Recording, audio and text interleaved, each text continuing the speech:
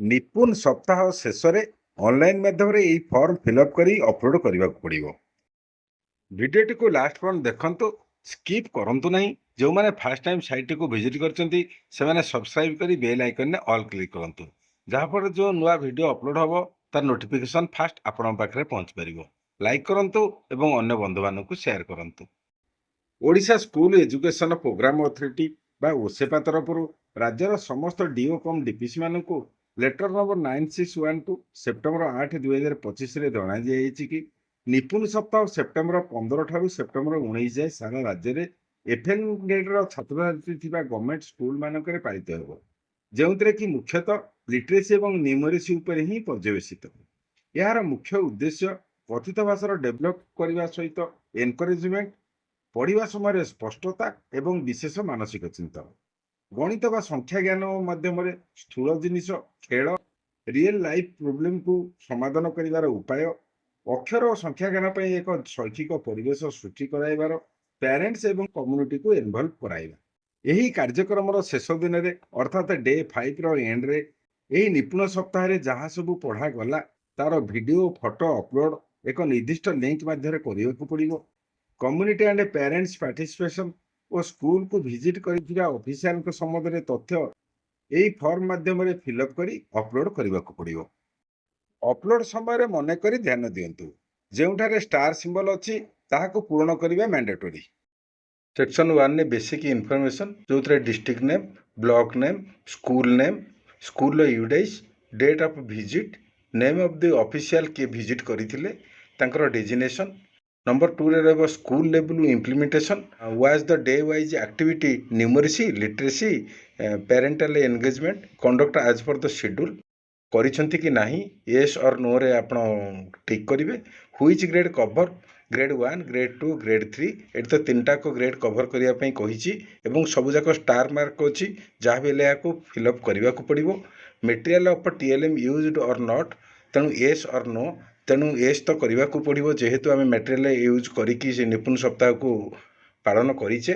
ତାପରେ student participant, mention approximate number of student parents in classroom on the day of observation ବା visit. How was the involvement student engaged during Nipun ସପ୍ତାହ activities, high, ମୋଡେରେଟ୍, ଲୋ, ତେଣୁ ଏଠାରେ ଯାହା ଆପଣଙ୍କର ହେଇଥିବ ସେଇ ଅନୁସାରେ ଫିଲ୍ଅପ୍ କରିବେ। ତାପରେ ଆସିଲା teacher role, where the classroom activities conduct by the teacher as per the given guidelines, yes no, ତେଣୁ ଗାଇଡ଼ଲାଇନ୍ ଅନୁଯାୟୀ ସେମାନେ କରିଛନ୍ତି କି ନାହିଁ ଏଠାରେ ମେନସନ୍ କରିବାକୁ ପଡ଼ିବ।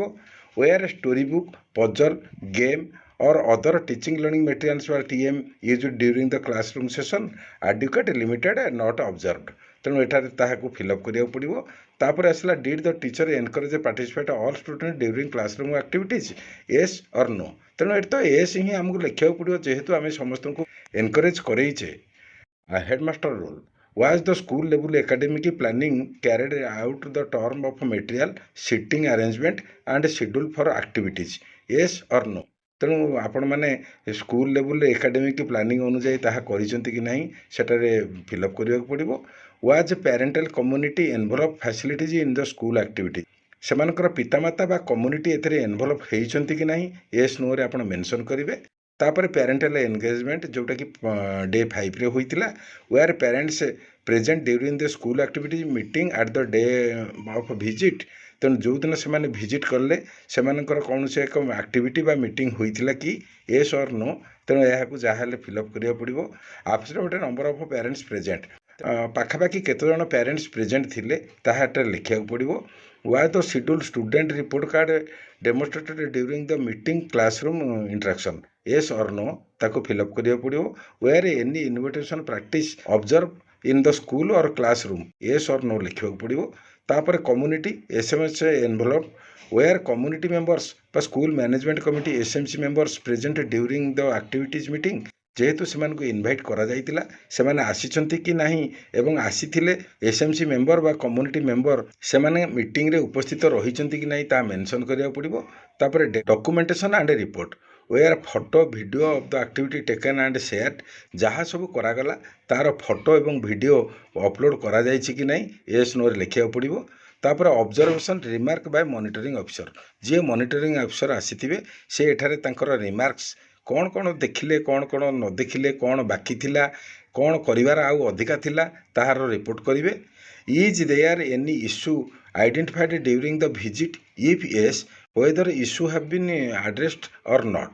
ଯଦି କିଛି ଇସ୍ୟୁ ଯେତେବେଳେ ସେମାନେ ଭିଜିଟ୍ କରିଛନ୍ତି, କୌଣସି ସମସ୍ୟା ଉପଗତ ହୋଇଛି କି? ଯଦି ହୋଇଛି, ସେ କାହାକୁ ଏହା ବିଷୟରେ ଆଡ୍ରେସ୍ କରିଛନ୍ତି, ତାର ୟେସ୍ କି ନୋ ଲେଖିବାକୁ ପଡ଼ିବ। ତାପରେ ସବୁ ସରିଲା ପରେ ଏ ଫର୍ମଟିକୁ ସବମିଟ୍ କରିବେ। ସବମିଟ୍ ବଟନ୍ ମାରିଲା ପରେ ଏହା ଆପେ ଆପେ ୱେବ୍ ସେବାକୁ ଅପଲୋଡ଼ ହୋଇଯିବ।